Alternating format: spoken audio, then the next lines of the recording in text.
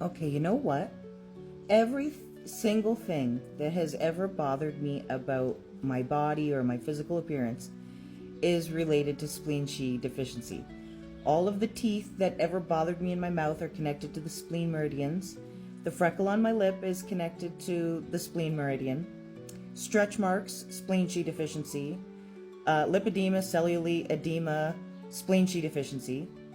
And today I found out that my face gets really red, like lobster red, like this kind of red when I work out, like a purple red. It looks dangerous when I work out. And I found out today it's because my spleen is too weak to hold the heat in my body, and so it goes to my face. Like your spleen is supposed to hold the heat in the center of your body, but mine can't. So it goes to my face. So everything that I hate about my appearance. Oh, and the gray hair at the front of my... So the double chin that always bothered me, spleen chi deficiency, because your spleen holds the tissue in place. The sagging underarms, inner thighs, as I was mentioning, cellulite, stretch marks, the freckle on my lip, my spleen teeth. You know, all my spleen teeth have always hurt. I'm missing 3 spleen teeth. I only have 1 left. The red face that I found out about today, having a crazy red face. Like, I would never, ever show my face after a workout. You guys would think I need to go to the hospital. It's bad. It's so red. It gets so red it's almost purple. So anyway, I'm just showing you through this filter what it would be like to see me after a workout. So yeah, every single physical thing that has annoyed me about my appearance is related to spleen chi deficiency. And I almost forgot, I have a little bit of receding gums on the bottom. Receding gums are also spleen chi deficiency because the spleen opens into the mouth. So any kind of mouth issue is related to a spleen chi deficiency, typically. It's not too bad, it's just a little bit.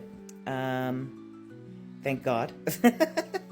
But you know, the other day, so as some of you might have read, I ate too many of those Builder bars that were so good, those collagen bars, but they're made with cane sugar. So my spleen was really suffering afterwards. I was achy. All my spleen lines were achy on my body, and I was very fatigued. The spleen converts food into energy, so fatigue is usually from a weak spleen. But after doing only 24 hours of broth and white rice, I was singing. I wrote a rap song and was rapping for my husband. And singing is the sound associated with the spleen. I'm running... Okay, sorry, I only get a minute with these filters, so I got cut off. So singing is the sound associated with the spleen, and I noticed that I can tell when my spleen is healing or when it's doing well because I can sing so easily and I want to sing. And when my spleen was at its worst point, when I was choking, I couldn't even eat a dampness promoting food without choking on it. Like, my body wouldn't even let me eat it. And I would wake up choking in the middle of the night. My husband thought I had like a...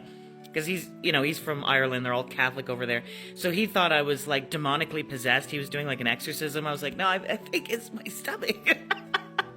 But I was choking in the middle of the night. He thought like the demons were getting me. He's got all this Catholic programming. He had like his crucifix. And he was trying, anyway. So yeah, I know when my spleen is doing well because I can sing, like, like I'll just sing. Oh my God, and how can I forget the 11 lines? Like, the 11 lines, when I sing, when I concentrate, when I'm listening to somebody, anything that takes digesting information, I'm pinching my forehead here, creating these 11 lines. So a lot of people think they're always liver, because they're also, it's like a liver area here, but they're also related to spleen. I don't have any symptoms of liver issues, but I have all these symptoms of spleen chi deficiency.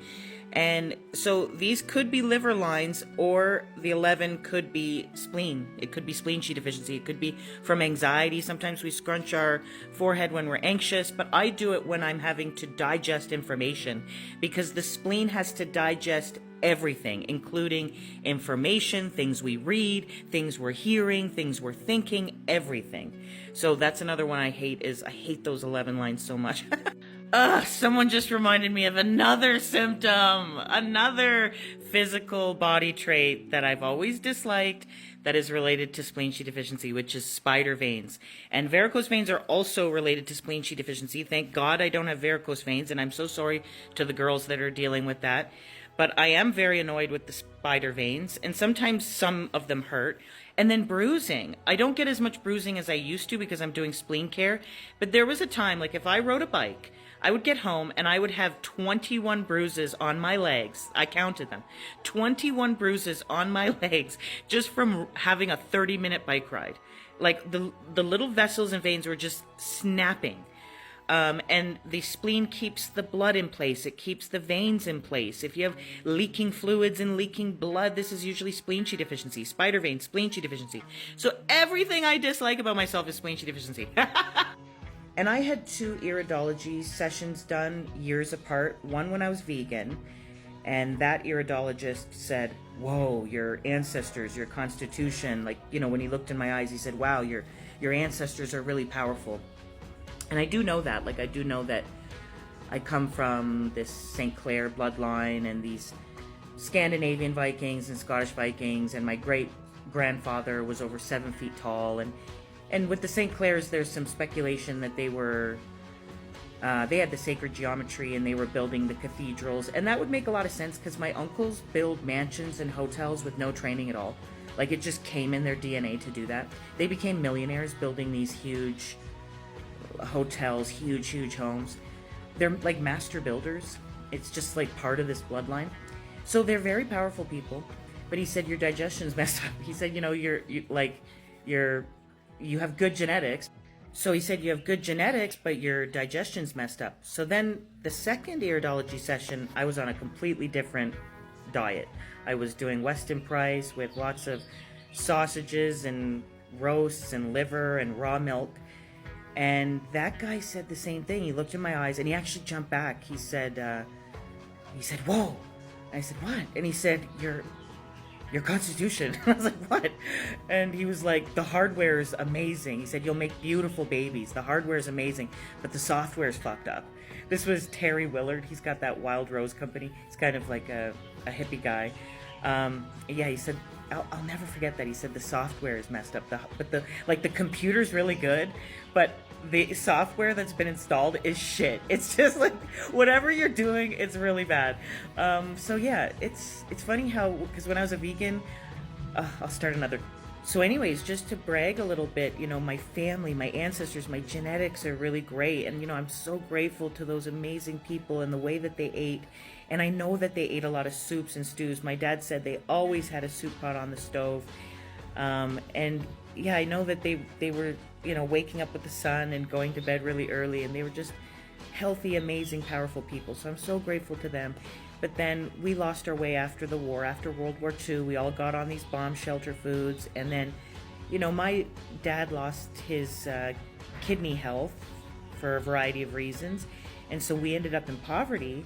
And there was a time when I was living off of frozen Cinnarolls from my aunt's restaurant. She would give us these day-old Cinnarolls, and they were frozen, and I would, like, live on those. And so I think that my spleen sheath deficiency is Cinnaroll poisoning. And because we were in poverty, we were also eating food bank food. And a lot of people that were well off were eating food bank food. Everybody was on these bomb shelter foods after the war. Because the women entered the workforce. Then there was a lot of marketing about wartime foods and canned soups and processed foods and packaged foods and how easy they are for wartime, and it changed the way that we all ate. So, you know, a lot of us come from powerful people and healthy people, and we have them to thank for keeping us here.